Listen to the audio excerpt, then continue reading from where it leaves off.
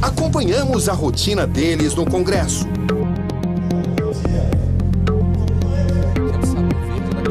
Jean Willis. Olha só, essa casa ela é formada majoritariamente por homens brancos, ricos, heterossexuais e cristãos, a maioria, né? As mulheres, embora sejam maioria no Brasil, numérica, né, mais mulheres do que homens, elas estão pouco representadas aqui. Jean, para o país mudar, em primeiro lugar, precisa entrar o assunto em pauta. Sim. Que tipo de dificuldade você encontra para colocar a homofobia enquanto crime na pauta do Congresso? Olha, a dificuldade é mesmo a maioria conservadora. O fato da gente não ser maioria, nós, os deputados mais progressistas e voltados para os direitos humanos, impede que a gente consiga, por exemplo, aprovar a criminalização da homofobia. A gente não consegue por isso, porque a maioria vai lá e vota contra. Você acha que vai vencer essa guerra? Eu não acho que eu vou vencer, porque a vida é feita de batalhas, né? Eu acho que a gente pode vencer batalhas. Algumas batalhas a gente tem vencido. E eu gostaria também de subir na tribuna para dizer, olha, a partir de hoje o Brasil é um país que reconhece plenamente os direitos das pessoas transexuais. Jair Bolsonaro. O senhor perdeu a primeira batalha na lei que criminaliza a homofobia. A lei passou aqui na Câmara. Nós cochilamos, vamos falar assim. Foi no final de 2010. Por que o senhor lutou tanto contra essa lei? Porque cria uma classe especial junto aos homossexuais. Eles não são diferentes de mim, de você, de quem quer que seja. Apenas porque dorme, vamos assim dizer, com a pessoa do mesmo sexo. Nos corredores, eles procuram não se cruzar. Aqui dentro do plenário, os debates entre esses dois grupos são apaixonados, radicais e sem nenhuma perspectiva de entendimento. Deputado, o senhor senta do lado direito, Jean Willis senta do lado esquerdo. Vocês não têm a chance de vir até o centro para convergir? Olha, eu nunca fugi dele. Muito pelo contrário. Muitas vezes que eu entro aqui, eu cruzo no corredor, ele vira a cara para mim, ok? E eu estou disposto a conversar com ele. Eu não sou homofóbico, mas o que parece é que ele é heterofóbico. Conversar significa entrar em entendimento? Em algumas coisas até poderíamos, por que não? Por exemplo? Eu acho difícil, né? Vai depender do poder de persuasão dele. Nas propostas que ele Daquilo defende... que ele defende, o que o senhor poderia concordar? Vou falar dos nada, dos projetos que ele tem aqui dentro, nada. Como, por exemplo, cirurgia de mudança de sexo para menores de idade, independente da vontade dos pais. Não posso concordar com isso daí. Você acha que um dia vai dialogar com Jair Bolsonaro? Ah, não. Acho dificílimo. Não vou dialogar, não. Porque, como eu disse para você, ele é uma expressão caricata do fascismo. O fascismo não abre diálogo, entendeu? Quem é mais radical, você ou ele? Eu não sou radical. Eu não me considero uma pessoa radical. Para ele, você é. Eu acho que ele é equivocado, ele não conhece os termos de radicalidade. Troca de acusações. Como é que o senhor vê as posições do deputado Jean Willis? Eu não entendo, não sou como ele, que acha que a criança nasce homossexual. Eu acho que é um comportamento. É a família que leva isso aí. Eu sou a prova viva de que ser homossexual não é um destino imperfeito. Quantas vezes você já ouviu aqui dentro que você quer desestruturar as famílias? Muitas vezes, eu ouço isso o tempo inteiro, que eu sou uma ameaça à família. E como é que você vê essa acusação? Como uma estupidez, como uma acusação desonesta e estúpida, mentirosa, porque não é verdade. Ao contrário, eu quero proteger todas as famílias. Como eu disse para você, a família vem mudando. Uma mulher que cria filhos sozinha é uma família. Um pai que cria os filhos sozinho é uma família. Uma avó que cria os netos só porque os pais faleceram é uma família. Um cara que se separou da mulher dele e teve filhos com outra mulher forma uma família estendida. Ou seja, nós temos hoje diferentes arranjos familiares. Por que a gente vai deixar de fora as famílias homoafetivas? Para Jean Willis, o Congresso é homofóbico. O senhor concorda com isso? Ela é institucional e a Câmara dos Deputados, né, o Congresso Nacional, faz parte da sociedade. Então há homofobia aqui. Eu acho que para ele o Congresso é heterofóbico. Porque eu não vejo ele discutindo com outros parlamentares, a não ser daqueles restritos círculos de amizade dele de alguns deputados de esquerda. Fogo cruzado. Que pergunta você faria a Jair Bolsonaro? Sua estupidez tem limite? Porque deve ter um limite para a estupidez dele, né? O deputado Jean Willis perguntou ao senhor qual o limite da sua estupidez. Olha, eu vou falar do limite da hipocrisia dele com essas propostas. Que pergunta o senhor faria ao deputado Jean Willis? Jean Willis, você sabe que é uma criança de 5 anos de idade ter acesso a esse tipo de material? Você acha justo isso? Isso não é uma covardia para com os pais que estão trabalhando, pagando impostos, para te dar esse salário maravilhoso que nós temos na Câmara? Discursos inflamados. E só para desfazer esse preconceito, eu sou filho de um casal heterossexual, e todos os homossexuais que existem no mundo nasceram não de chocadeira nem por geração espontânea, mas de casais heterossexuais. Então isso quer dizer que a orientação sexual dos pais não influencia na orientação sexual dos filhos. Qual a diferença entre o senhor e ele? Eu sou autêntico. Eu defendo a família, tenho vergonha na cara. Jean, você se sentaria à mesa com Jair Bolsonaro para discutir a aprovação de um projeto? Não, Em hipótese alguma? em hipótese nenhuma. Em hipótese nenhuma. E se ele te estendesse a mão? Olha, se ele me estendesse a mão e fosse honesto, se ele parasse de dizer que os homossexuais são homossexuais por falta de porrada, ele teria todo o meu acolhimento. Mas realmente eu falei essa frase. Como é que você encara essa frase? Eu encaro como mais uma das muitas estupidezes que ele diz e mais uma das irresponsabilidades, porque, como eu disse para você, é um cara que não pensa em como essa frase vai impactar na pessoa que está ouvindo ele, né? O cara lá do interior, ignorante, que tem um filho gay em casa, pode matar esse filho. Qual foi a campanha de ódio que mais te machucou? É essa que me associa à pedofilia e que, com certeza, partiu da família Bolsonaro, né? Dele e dos filhos dele e da rede que ele sustenta. Sabia que ele o acusa disso? Não sabia. Tô sendo surpreendido Diz que o senhor espalhou o boato de que ele é pedófilo. Ele quer pegar a classe de homossexuais ou quem pratica o sexo, né, com a pessoa do mesmo sexo, e colocar contra mim. É apenas isso. Jean Willis, vá ser feliz. Agora, a partir do momento que você estimula isso nas escolas, você está estimulando a pedofilia. Isso você não perdoa. Não tem como perdoar isso, né? Nervos à flor da pele.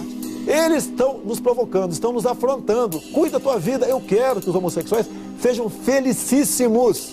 Mas, por favor, respeite. Mas o senhor quer a distância deles? Não. Não posso falar com um cara desse, né? Não posso depois trocar tapinhas nas costas e beber cafezinho com ele.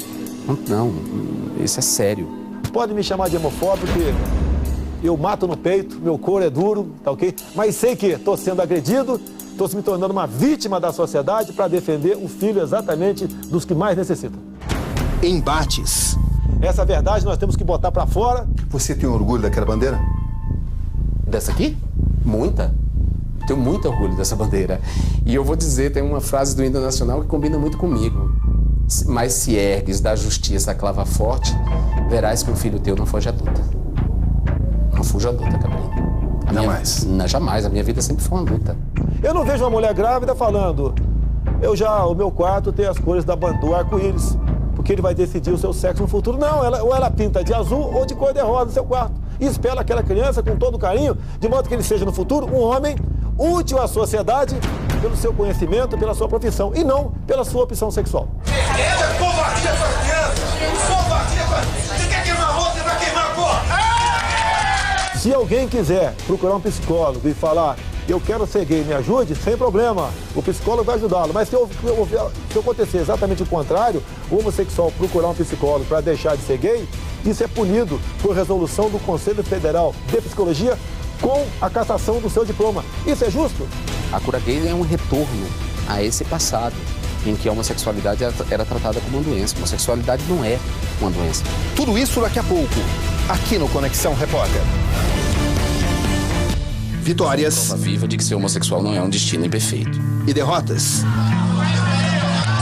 O discurso homofóbico dá votos? Tem dado votos. Tem dado votos. Eu acho que ele é um cara que se elegeu muito em cima do discurso homofóbico. Não só.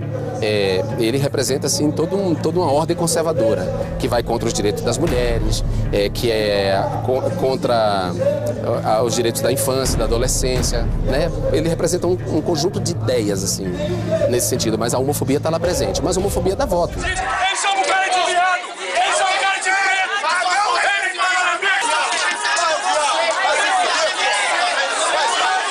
Cura gay, como é que você encara esse termo? Uma estupidez. A cura gay é um retorno a esse passado, em que a homossexualidade era tratada como uma doença. A homossexualidade não é uma doença. A homossexualidade é uma expressão da sexualidade humana. O cura gay, repito para você, leva-se em conta a questão da psicologia. Se alguém quiser procurar um psicólogo e falar, eu quero ser gay, me ajude, sem problema, o psicólogo vai ajudá-lo. Mas se acontecer exatamente o contrário, o homossexual procurar um psicólogo para deixar de ser gay, isso é punido por resolução do Conselho Federal de Psicologia com a cassação do seu diploma. Isso é justo?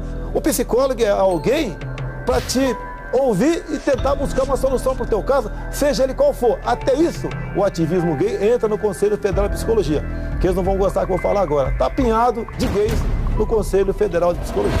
E como é que você vê isso? Eu vejo isso, que eles assumiram isso aí. É o aparelhamento gay neste Conselho de Psicologia. Homofobia, queimar rosca todo dia. Bota lá, bota teu jornal. Quando é que você vai deixar de ser uma voz solitária aqui dentro? Eu acho que dentro de 10 anos eu deixo de ser uma voz solitária. Acho que vai ter muito mais representantes da comunidade LGBT aqui, como vai ter de outras comunidades também. Eu creio, eu sou um cara esperançado. Gostem essas pessoas ou não, eu sou homossexual assumido, sou deputado federal, represento uma comunidade. A infância e adolescência de Jean na Bahia foi de traumas e leituras de muitos livros. Aos 12 anos de idade, quando eu estava indo, eu morava em Alagoinhas ainda, na minha cidade, eu estava indo para um dos encontros da pastoral, eu era membro da pastoral da Juventude Estudantil, e eu estava andando nas ruas e veio um cara na minha direção e, do nada, esse cara me deu um murro. Um murro. E as pessoas que estavam em volta viram um cara mais velho do que eu tinha 12 anos, me batendo e ninguém fez nada. E a princípio eu não compreendi por que esse cara me bateu, o que eu fiz a ele. E depois é que eu compreendi que ele identificou imediatamente que eu era homossexual, sei lá, pelo meu jeito, e me bateu. Foi a única violência física que eu sofri. Eu existo, não adianta as pessoas virem com seus preconceitos querendo nos invisibilizar. Já quando você se descobriu homossexual? Olha, na mesma época em que, em geral, as pessoas se descobrem heterossexuais, né? Quer dizer, quando a orientação sexual começa a aflorar. E é na mesma época para todos nós, para héteros e homossexuais. Que é ali na pré-adolescência, quando o desejo, o afeto pelo outro começa a aparecer. Bastava as pessoas colocarem os dois neurônios para funcionar para entender que esse preconceito não se sustenta por muito tempo. Você cresceu ouvindo que tipo de comentário? Todo tipo de comentário, assim, de arremedo, de desqualificação, por parte dos meus parentes mais velhos, dos meus tios, dos meus primos. O que te falavam? Coisas horríveis, né? Tipo? Viadinho, mulherzinha, tome jeito de homem, você não vai dar pra nada. Você sofreu muito com isso? Claro, todo mundo sofre, Cabrini. Imagina uma criança ouvir isso, cara. Qual foi o momento mais difícil para você? Para mim, o momento mais difícil foi na entrada na adolescência, sabe? Quando a escola se torna particularmente insuportável. Porque você começa a sofrer bullying na escola, né? Você começa a ser ameaçado de apanhar na saída da escola. Eu não saía para o recreio, por exemplo. Não saía para o recreio porque eu tinha medo de apanhar dos meninos. Então eu ficava dentro da sala de aula, porque a professora, de certa forma, me protegia. Esse é um momento muito difícil, é o momento em que você começa a se sentir estranho. Quando você contou aos seus pais que era homossexual, qual foi a reação? A reação da minha mãe foi mal, foi O que ela te chorar. falou? Ela chorou e ela disse que preferia que eu não fosse. E o seu pai? Meu pai, eu nunca conversei com ele sobre isso. Por quê? Nunca conversei. A minha relação com meu pai sempre foi uma relação muito difícil, por causa do alcoolismo dele. Ele virou celebridade em um reality show e então soldado de uma causa. Quando se fala em direitos dos gays, existe luz no fim do túnel? Existe. Eu sou um exemplo dessa luz no fim do túnel. Aquele garoto de 14, 15 anos que está começando a afirmar sua homossexualidade agora, ele pode ver em mim um exemplo positivo. Isso não é pouca coisa, sabe? É uma luz no fim do túnel.